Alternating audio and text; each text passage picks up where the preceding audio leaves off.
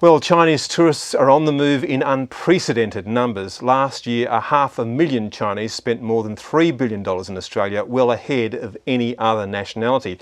The federal government's just launched a 10-year plan aimed at tripling that by 2020. But the tourism industry says Australia faces stiff competition from the rest of the world and will have to lift its game. Deborah Cornwall reports.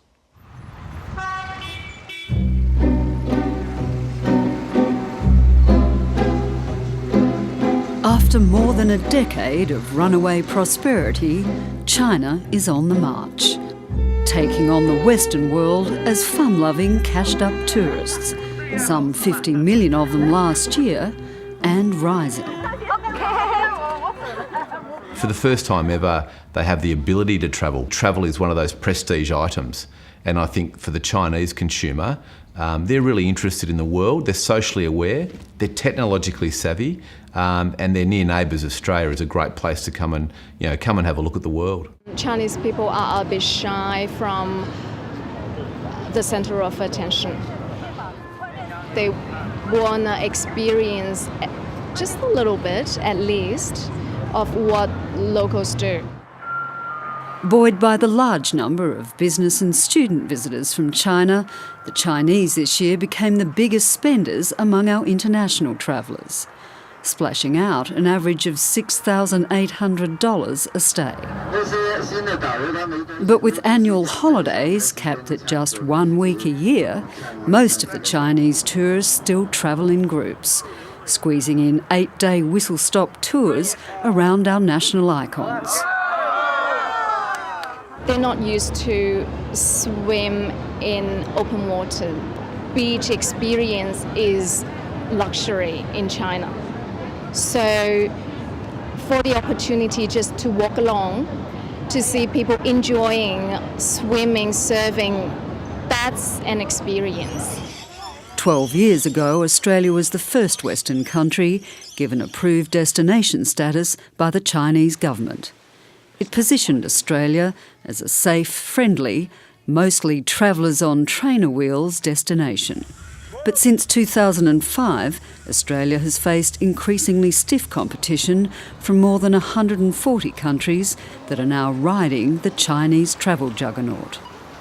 Our biggest competitors are still Europe and now US jumping in.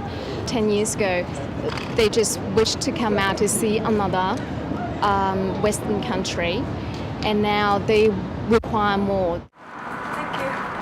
Industry insiders say while group travel has dominated the local Chinese tourist market, there's a real danger Australia may be left behind in the boom if we don't start targeting the younger, more affluent tourist, including backpackers, who want to travel independently.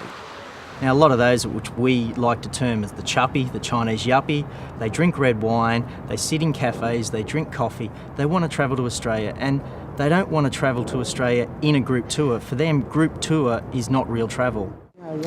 A recent memorandum of understanding between China and Australia recognised there was a need to expand the tourist leisure market to cater for independent travellers and try and ensure all Chinese tourists had a good experience in Australia. Tourism Australia is now pushing for a long wish list of measures to make Australia more user-friendly for the Chinese. Signage at airports, hotels and transport hubs, more tailored restaurant and hotel services, and a major recruitment drive for Mandarin speakers.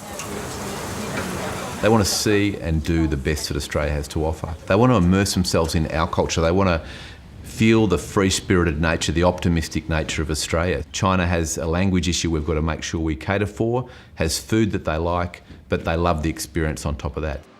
I mean, it isn't enough just to put congee on the breakfast menu. I've entertained some Chinese educational groups over here. Now, having a barbecue on Bondi Beach and having those little things that we perhaps take for granted, they've all taken back and they've all said that was one of the best days I ever had. Word of mouth is absolutely critical in the tourism industry, and one of the biggest challenges all countries face now dealing with Chinese travellers are rogue operators who continue to plague the budget end of the market. And we can't have people going back and complaining about the trip they just took. In 2007, a parliamentary inquiry revealed some tour agents were routinely gouging Chinese tourists, making them pay huge commissions on fake charges like entry fees to Bondi Beach. They're also forced into mandatory shopping tours and put up in inferior hotels well outside the tourist destinations they were promised. And unfortunately, the low-end rogue operator, they're minority, but they get a lot of profile in the media, and it's a blight on our destination, and it has to be stamped out. And I think Australia's done as well, if not better than anyone, of working on it and stamping it out. Good day, mate. Tourist operators say we learnt some valuable lessons about catering for the Asian traveller during the Japanese tourist boom of the 90s. And Asian travellers continue to be our fastest growing market.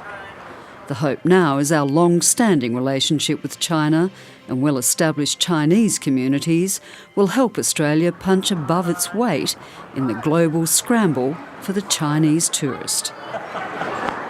It's about face and it's about a two-way exchange. How do you make sure they have the best possible visit, go home and rave about it? So relationships are essential, and China perhaps even more so than any other place on earth.